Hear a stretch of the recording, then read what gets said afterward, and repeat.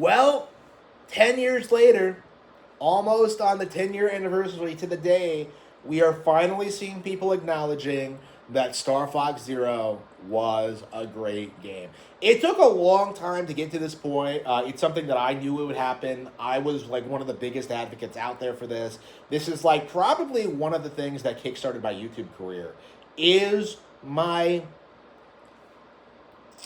take that Star Fox Zero is by far the best Star Fox game. It's by far the best game of 2016. It was a major, major revival of one of Nintendo's best IPs that unfortunately, because of the corrupt, incompetent gaming YouTube space, was completely written off and ignored. Like, until Breath of the Wild came out, it was very easy for the industry to just downplay, like, pretty much everything Nintendo put out. And it kind of culminated in the 2015-2016 period, because there were so many games that were coming out in that period, whether it was, like, Splatoon or Codename Steam, Tokyo Mirage Sessions, games like, Kirby and the Rainbow Curse, and Star Fox Zero, right? Devil's Third, Xenoblade Chronicles X. Like, there were so many games that came out that just became these industry-defining titles. Like, these huge, huge deals. Like, when it came to, like, Nintendo as a creator. And the masses just kind of, like, ignored them. Until Breath of the Wild came out and just kind of stomped Skyrim, stomped Starfield, stomped GTA without even really trying, all of these games were just kind of ignored. And as a result of that, like, the peak of that, I think, the culmination of the Iwata era, he's even, like, there's a tribute to him in the game, Star Fox Zero.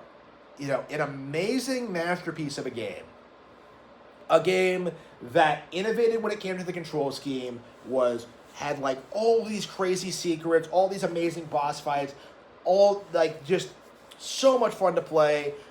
Completely written off and ignored by people who didn't even play it. Like, again, like, it was so amazing seeing, like, YouTubers like say Player Essence come out and, like, release statements, like, with their little weasel, like, well, I went to E3 and I can tell you that the controls were broken. Oh man, like, they tried pushing this narrative right before the game even came out, that the controls were unusable and that the game was garbage. And then, like, I got a hold of the game and I realized instantly that, like, oh yeah, this is a great game, okay? The controls add a lot to the experience, and anybody who says otherwise is just coping, okay? It was pathetic how people like Player Essence, like, just desperately tried to push this agenda that Star Fox Zero was a flop. That it was disappointing, that there was nothing to it, that it was short, that there was no content. Like, we saw a lot of this in the past 10 years. So many people tried to write this game off. And in the end, people like me realized it wasn't true and have fought for the past 10 years to prove this game is iconic and legendary. And now, as we approach the 10-year anniversary, it came out like April 22nd, I think? Something like that. Yeah, Star Fox Zero, one of the best games on Wii U, one of the best games Nintendo's ever put out. Like, we are now reaching the point where the people who had a business incentive to downplay and ignore Star Fox Zero, YouTubers who were desperately trying to get Nintendo hate clickbait, they don't have influence anymore. Nobody cares what they think anymore. No one cares. Nobody watches their content. And now, like, people like me who played a lot of Star Fox Zero are making content telling you how good this game actually is. So, again, a lot has changed over the past 10 years. I mentioned Devil's Third earlier on.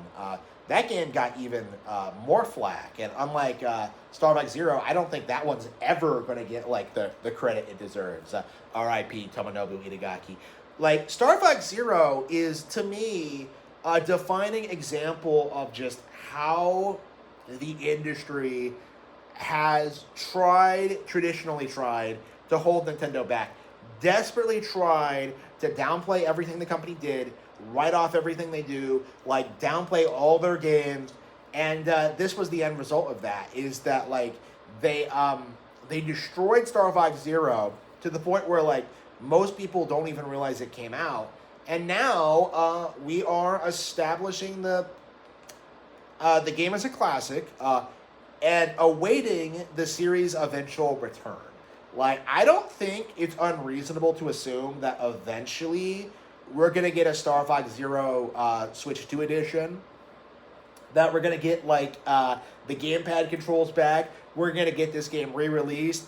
People are going to play it and realize just how good it actually was. You know, I do feel as if that's been in the cards since the original release. You know, we've seen something similar happen with Skyward Sword HD. So this isn't, like, too unprecedented or weird or, like, a cope. Like, Star Fox Zero is a classic that is going to do extraordinarily well when it does see a re-release. Like, game journals are not going to be able to downplay this when it gets re-released for the second time. Okay, this is a game that is going to do better and better and better over time.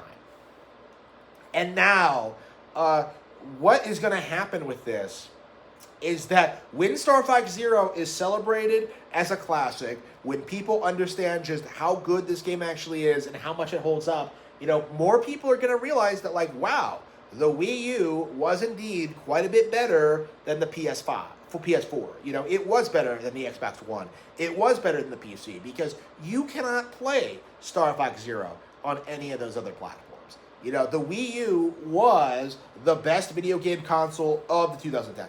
Like, full stop. You know, better than the Switch even, because the Switch didn't get much momentum until like 2021.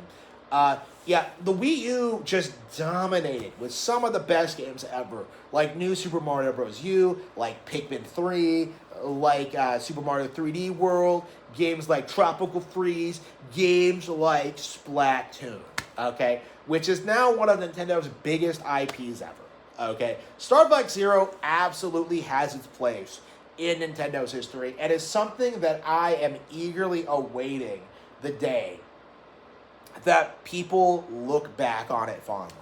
And it will happen. Star Fox Adventures, you know, similarly has had a kind of a similar trajectory where, like, the people who hated that game when it first came out are no longer around. So now the game is seen as a GameCube classic. The same thing is going to happen to Star Fox Zero. You cannot downplay new, exciting Nintendo games and expect the fans to put up with it for any length of time.